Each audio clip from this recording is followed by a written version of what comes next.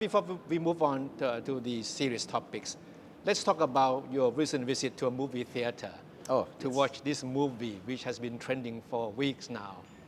And for those of you who have not watched this movie, in Thai it's called หลาน right? Which is like the grandson and grandma, grandma. Right? But yes. its English title is How to Make Millions Before Grandma Dies. Yes. It's quite dramatic. And for those of you who have not watched it yet, I'm telling you, you're missing something.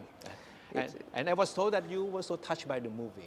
I was very touched. Not only because of the dramatic acting and the plot of the film, but because you believe that it reflects the challenges that Thailand is facing. Indeed. As an aging society or Yes. on the way to becoming super age society. Yes. Which I believe is an issue very close to your heart as Minister of Human Security and Social Development, right? Yes. So can you say something about this movie that really touches you? Well, first of all, I think this movie touches everyone. I think everyone has a grandma, everyone has a grandpa, or everyone has someone of this age at home who sometimes being left unattended, and you would only realize that you miss them until they're not here, then they're gone. And in the movie, it goes on saying that how to make millions, That's right, before that's right. grandma dies. But I think at the end, what you get, I mean, the millions is just, some tangible stuff. But what you actually get out of it is the intangible, is the feeling, is the bond that money cannot buy. The bond between Gen Baby Boomer and Gen Z or even Gen Alpha. The link that cannot be bought, it can only be built, and it can only be experienced.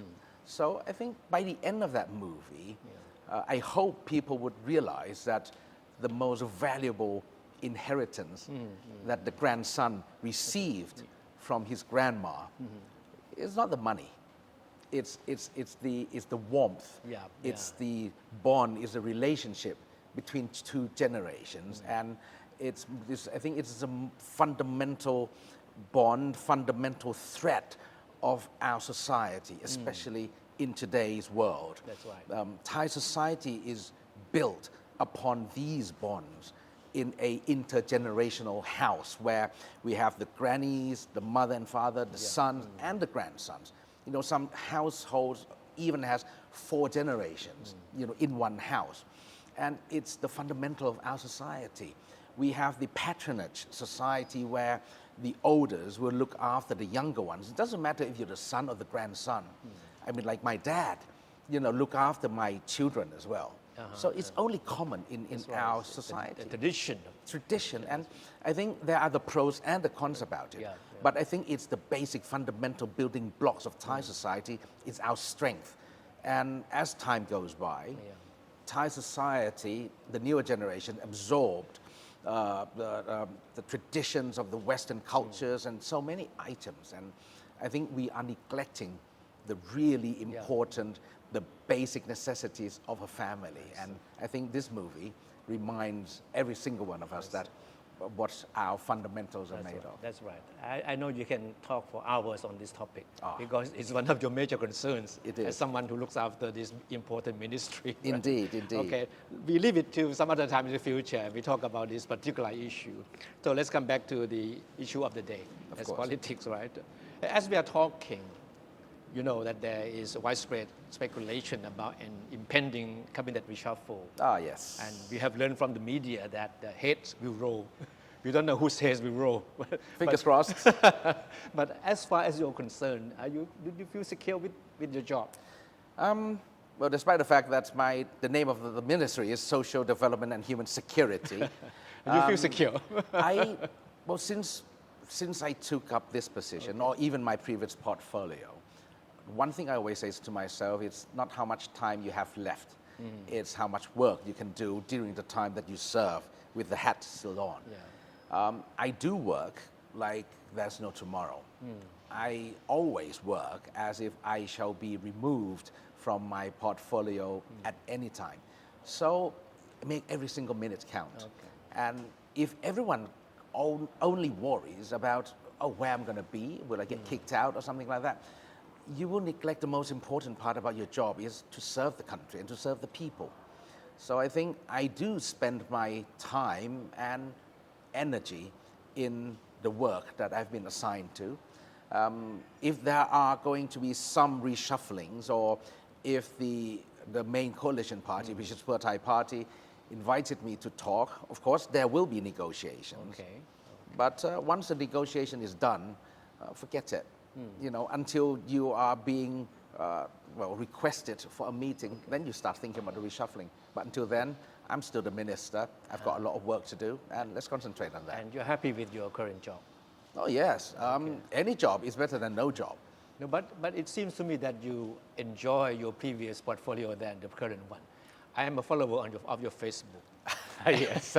And I noticed that when you were still the minister in charge of the environment, you always post pictures of yourself and your colleagues walking along beautiful beaches, visiting national wildlife parks, and doing scuba diving. And I was telling myself, this guy is not working. He seems to be on holiday all the time. How did you manage to work your workman fun Yes. that way? Well, I think when it comes to work, enjoyable or not, is one thing. But I do put in 120% of my effort. Unfortunately, with the current scope of work, I deal with vulnerable groups of people, the elders, the people with disabilities, or youth and children.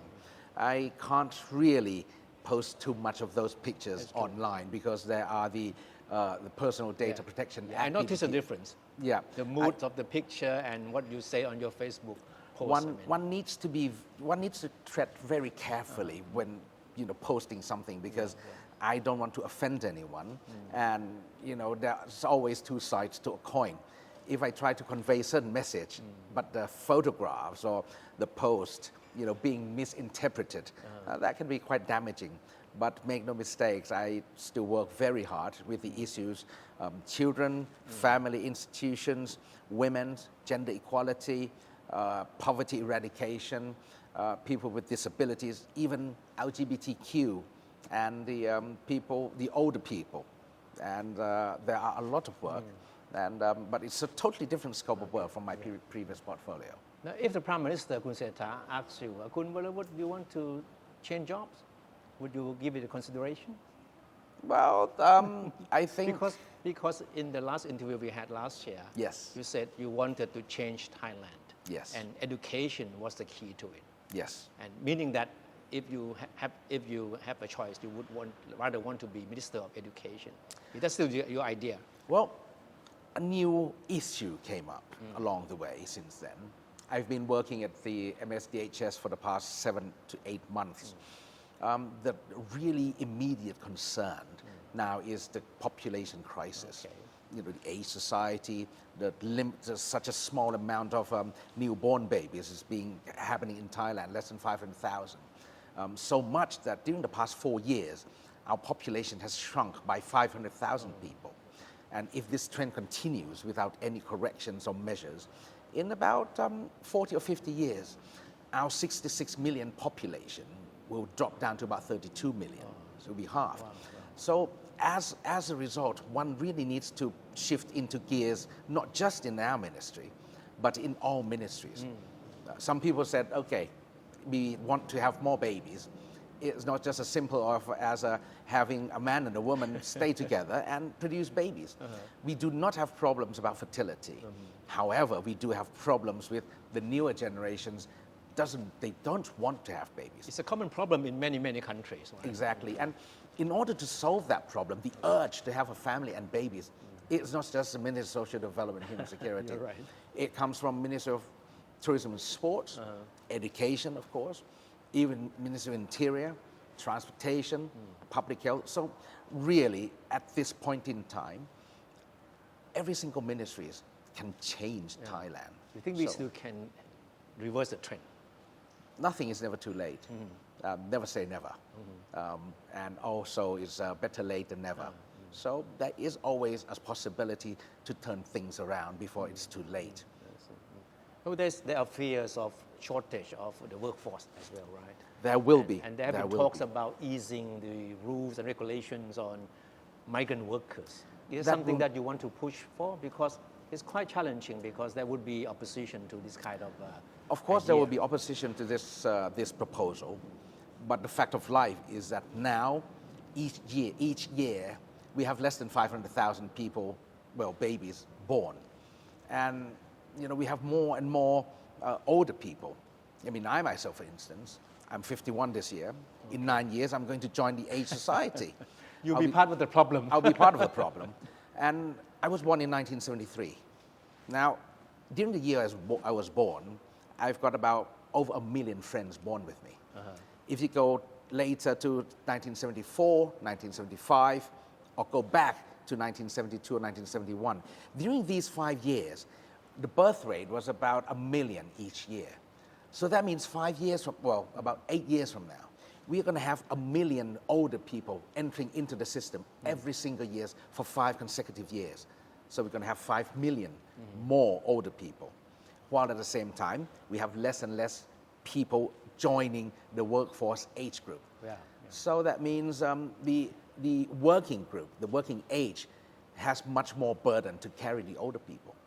And if we do not have more people coming in, do not have more workforces coming in by means of utilizing people with disabilities or utilizing the older people, then we have to rely on the migrant workers. Yeah. And we do have a lot of that in Thailand.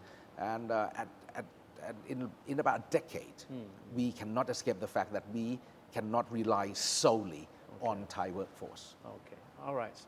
All right. Let's move on to the issue dealing with politics, which is getting more and more complicated and interesting these Yes, days.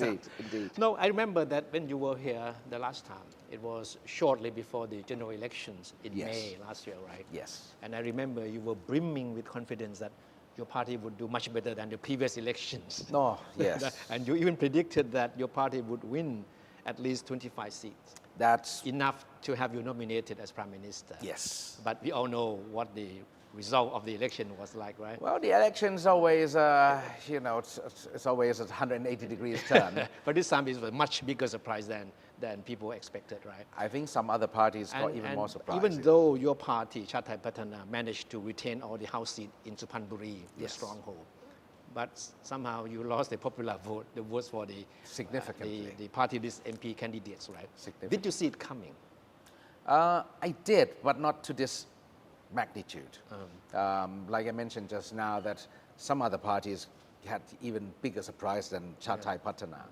But I think the Thai public as a whole, during the previous election, there are so many factors why certain party has such an increase in the number of MP seats, why some parties significantly underperformed. There are many factors which, well, I'm not going to go into it, but now that some of the factors have changed, I think as time goes by, the Thai people, the voters, would realize that something, it's easier said than done. To get things done, to execute certain things, it's much more, there are so many restrictions in terms of rules and regulation, law, people management, and to come up with a policy so daring. We need money. Sometimes people said, okay, you want 3,000 baht subsidies for the older people. I said, I don't have any problem with that if we have enough money. If you want to have, across the board, 3,000 baht for older people, in 5 years' time, we're going to be spending about 570 billion baht. That's about a third. No, I'm sorry. That's about 20% of our country's budget. Where are we going to get the money from? We need to look at the reality, and people would. I hope people realize by now that we do need income for the country to get the expenditure. Okay, let's go back to the election last year. I mean, many people believe that the way that the Move Forward Party, Khao Klai, won the election should come as a wake-up call for the more established parties like Chartthai Pattana. And I'm sure you must have done some soul searching within the party itself, right? So have you come up with any answer to as to why, I mean, things happen the way there's they quite a did. few elements that sometimes the voters really need to realize. For example, the policies that Chartthai Pattana Party introduced as the main campaign last time, we reiterate on the fact that it's doable, it's sustainable, and it allows people to stand on their own strength, stand on their own ground, maximize their capability. And the thing in life is that there is no such thing as free lunch. If you want to get something, you have to work for it. And that is the policy, and that is the way of thinking that I believe Thai people in Thailand really should think about. However, some other parties would come up with a more radical policies. More populist policies. More populist policy. I'm not talking about whether it's implementable. Okay. For example, when we talk about conscription, for example, with the military, what happens if we do not have enough military? Look at the situation at our Western neighbor at the moment with Myanmar. We do need military power to look after our border. And what happens when we don't have enough? I think that is still the questions that no one can answer. Of course, they can say that, okay, you need to buy more technologies or something, but then again, every time when the military tries to buy something, they get attacked. Easier said than done. Much easier said than done. And we, well, our party are not a big fan of a populist party, unfortunately. I mean, populist policy. Okay. But you can't escape to have some elements of the populist policy in the platform. A little bit, but we try not to spoil too much. But how would you describe Chartthai Pattana as a party? In Western democracy, you may have conservative, liberal, neo-conservative, but what does the party stand for? I think our party is a pragmatist. During the past administration and up until today, I think I've proven that our party get things done. Okay, by watching this program, I'm sure there'll be a few people asking, what have you done, blah, blah, blah, blah, blah, but please, so-called, Definitely. Nonetheless, go and look at my Facebook profiles and you'll see what our party have done during the past administration and what we are doing right now. Okay. And it's something that is doable, something that is actually changing the way of life of people. We are not a dreamy party. We don't come up with some far-fetched idea, and we also think about the repercussion effect of our policy. And unfortunately, sometimes people don't respond well with the reality that we are trying to propose. I see. You use the word pragmatism, but your critics said, no, it's not pragmatism. It's political expediency that your party has always been associated with. Expediency in the sense that even going back to the times when your party was still known as Chartthai Party, right? It was nicknamed the political eel, right? that can always change colors. And the goal was not to go after any particular political ideologies, but to make sure that you always be part of the bandwagon. Right? That's still the image that you think is still sticks with the party. I think I will refrain from explaining that concept because I feel that it's outdated. But Chartthai Party, I think straight after the 14th of May election last year, I was the first party to come and stand and gave an interview in front of the cabinet meeting, before the cabinet meeting, that if Move Forward Party, insist on having the coalitions from the previous administration's opposition, then Chartthai Pattana stands ready to become the opposition. I think I was the first one to come out and say that because Move Forward Party has a very strong beliefs in certain issues that I totally disbelieve in. I have my own beliefs. I work for the king and the country. I hold the royal family and the royal institutions very dearly, and no one, and I mean no one, will paint a totally different pictures from us.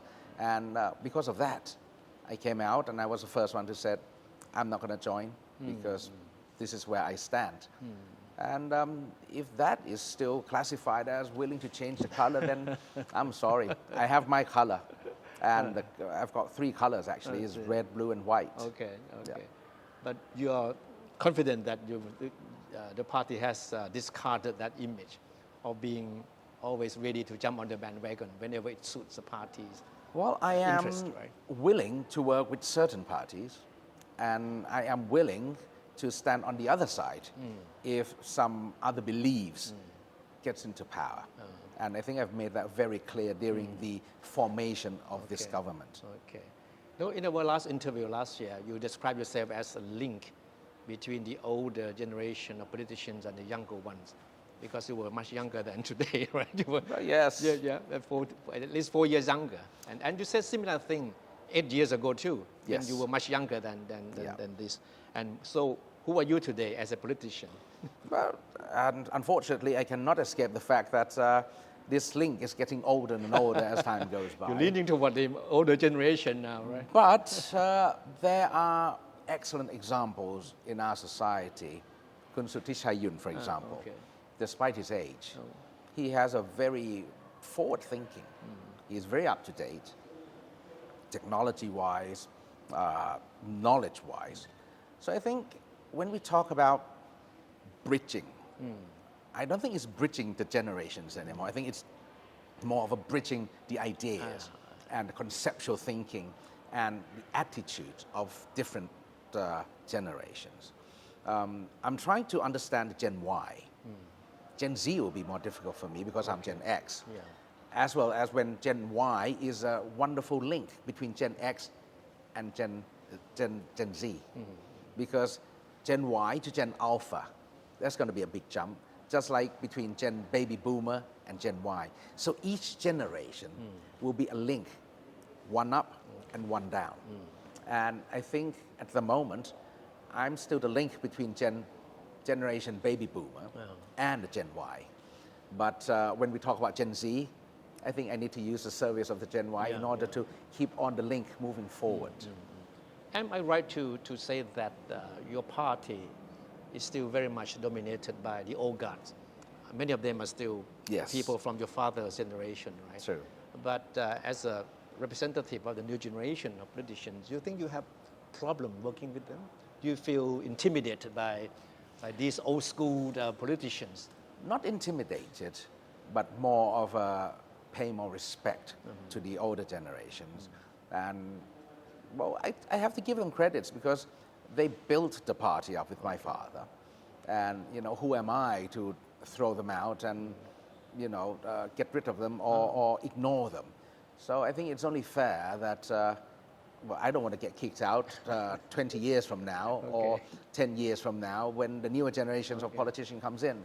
I mean, I believe in do upon others as you want to be done to yourselves. So I do give them a lot of respect. I listen to their ideas because some of their ideas are still very implementable in the rural areas of Thailand. Some of the ideas doesn't work within the urban areas. So we need to mix and match and balance between the previous school of thought and the future and the current school of thoughts. I know that you have a very strong intention to make changes in the party in order to move it forward. But I'm sure that you must have clashed with some of these old school politicians in your party a number of times, right? I wouldn't call it a clash. I think one thing I've learned out of this whole scenario is that to be in politics, to stand your ground in politics, you need a lot, and I mean a lot of patience. When it's not, there's always the timing. You have to be a right person at the right time and at the right place. When the time is not right, you can't do it yet. You have to wait and wait. And if you can't wait any longer, then you bite your tongue and wait a little longer. So the only way forward is to be very patient and patient. Okay. Now your party, Chartthai Pattana, and in its previous life, Chartthai Party, has always been seen as a party of the rural constituencies, right? But why do you think it has not been able to really make a strong appeal with the urban voters, especially in big cities like Bangkok? I think, well, as an individual, I think I've proven myself, but unfortunately, I managed to only proven myself to be both urban and rural. My work, both domestics and internationals, I think has proven enough to the people that I can be in any stage, you know, whether it's local, national, or international. However, I'm still not powerful enough, or my ability is still very limited that I cannot spread my wings and cover the entire party like my father used to. So that comes with time and age, unfortunately. Since you mentioned your late father, of course, I mean, I'm sure that you must have often look back to the good old days of Chartthai Pattana and Chartthai Party, right? The party produced 2 prime ministers, don't forget Yes. that. And I'm Yes. sure that you must be thinking yourself that, is it possible that someday I would be able to step in his shoes? And No, now that I beg to differ. I never have the ambition to become the premier. I think for me, the biggest and the most prestigious title I have is the son of a prime minister. That is a title that no one can take away from me. And is that all you, it's very content with? I embrace it actually. There's no point running away from it. Okay. Some people might say, oh, he got here because of his father. I mean, Okay. my dad passed away 8 years ago. You know, in a couple of days, 23rd of April, we would commemorate his, the 8th year that he passed away.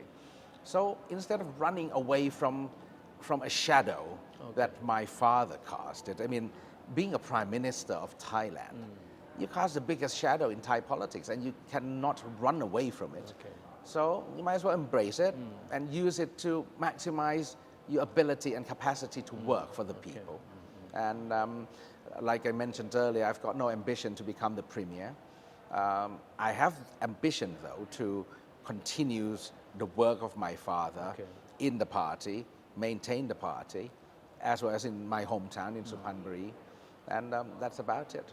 And if my fate is going to lead me somewhere, then so be it. But I make the best of today so that I shall not turn around 5 years from now and say that, oh, I should have done this, I should have done that. Okay. All right, you are the second generation of Silpa-archa family, Yes. right, to take the helm of the party. Do you intend to pass on the legacy to your children? Has any one of them, you have 3 children, right? Yes. Has any one of them show any sign of developing passion for politics yet? One of them, yes, my middle son, Ben, he is 20 right now. But politics is not something that I can pass on just like a baton. And also politics from my father's era to this era, to his era, 10 years from now or whatever, it's going to be totally different. I just want him to be the best that he could be. If eventually he wants to join politics, okay, I shall support him. I mean, he has indicated his, well, very strong interest in politics. But I said, okay, if you're interested, do your best in school first. And make sure that, you know, you do your job well. And when you come back home, then we'll talk politics. But I'm not forcing it onto him. I'm not forcing him onto the other people that he's going to take the party over me, because my father's legacy is not my legacy. And my story, I'm not calling it a legacy yet, because just my story is not my son's story. He's going to have his own story. And, well, come what may, we'll deal with it one day at a time. Okay, good. But when you were as young as your son, who is now showing signs of interest in politics, what was your views on politics back then? Well, I was pretty naive, actually. You were studying in UK at the time, I right? was in UK for almost 10 years. Okay. And then I went to the US for another 3. But I've been in politics since I was 3 years old. I walked with my father, handing out flyers. By 7 or 8 years old, I already up on the stage campaigning with my father. In the early teens, I managed to grab a microphone and start saying something. So it was in your blood, in your kid. I've been born and breathed Okay.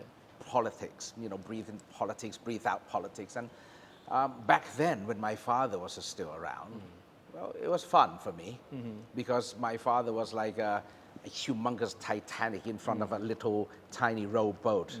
And he would, shield me from all the storms, big waves, tsunami, or whatever. He's also a Great Wall of China for me. I could lean back on him anytime. I could just fall back and make sure that he will be there to catch me. But today, now that he's passed away, there's no more big Titanic in front of me, nor the Chinese wall. There's no one's going to come along and pat me on the back and say, Top, don't worry, it'll be okay. Take my hand. You're on your own. I'm just on my own. All I can do now is just go down and say, oh, I'll be okay, that kind of thing. And there's no more, don't worry, that kind of thing. So it's just me, myself, and me, really. And my father have prepared me since I was a kid. And until today, I'm still struggling with politics. Wow. So I don't think there can be any much of a preparation. I'm not half a man of what my father used to be. And, I'm still not quite sure how to prepare my son for his future politics because, like I mentioned earlier, that from my father to this era is a totally different playing field. Definitely, yeah. And that is confirmed by my father's assistant. She kindly enough to still stays with us to help, with a few administration stuff. And I usually approach her and ask her and said, in this scenario, how my father responded or reacted. And I always get the same answer back. I'm sorry, I can't tell you that because there has never been an incident like this during your dad's time. Okay. Yeah. And this is only 20 years? What about 20 years from now? Wow. It's going to be a totally different playing field. You're right. So it's best to equip a person with an attitude to be ready at any time. A storm can be just around the corner, or as well as a sunshine can be just around another corner. You just have to be ready for whatever life is throwing at you. Okay.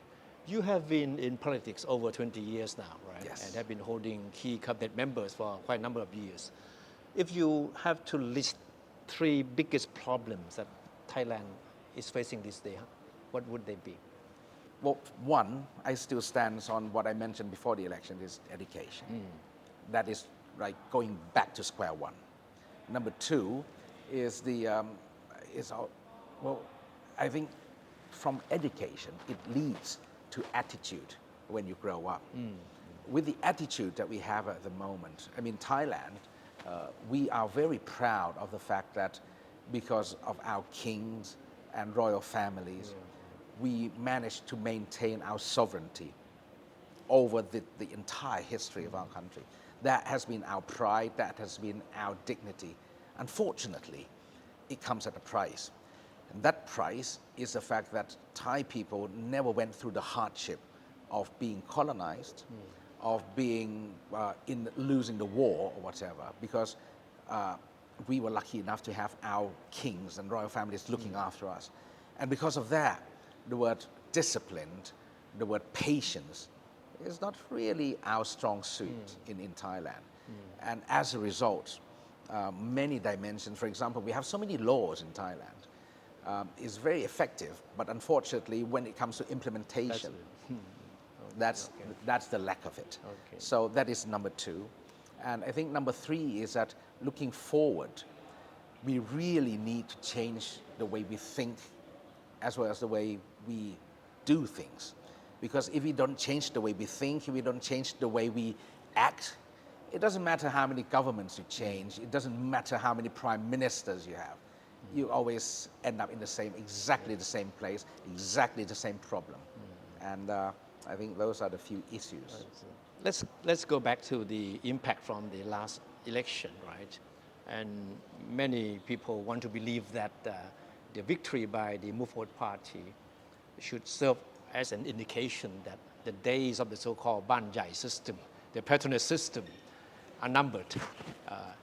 The system works like this, that you depend on these families of influential figures in rural areas. They help you win elections, and in return, they have the share of the spoils after the election in the forms of cabinet seats, right? And this thing has been going on for decades now. Do you think, are we too premature to to think that the days of the system are numbered simply because of the result of one election. Now, the funny thing is that despite the fact that last election has proven that the big family names, failed to secure their seats, right after the election, everything just go back to the way it was. The people still rely on the big families in the provinces. And it turns out that sometimes people they elected, they couldn't run to because they don't know what to do. And the big families still, at the moment, still do what they have always been doing.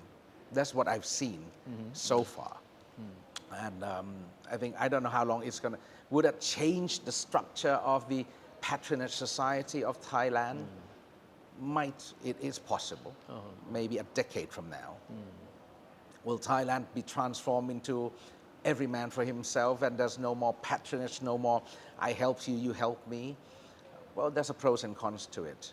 But I think as time goes by, I think people would decide how they want to move forward into the move forward party's way or the traditional way.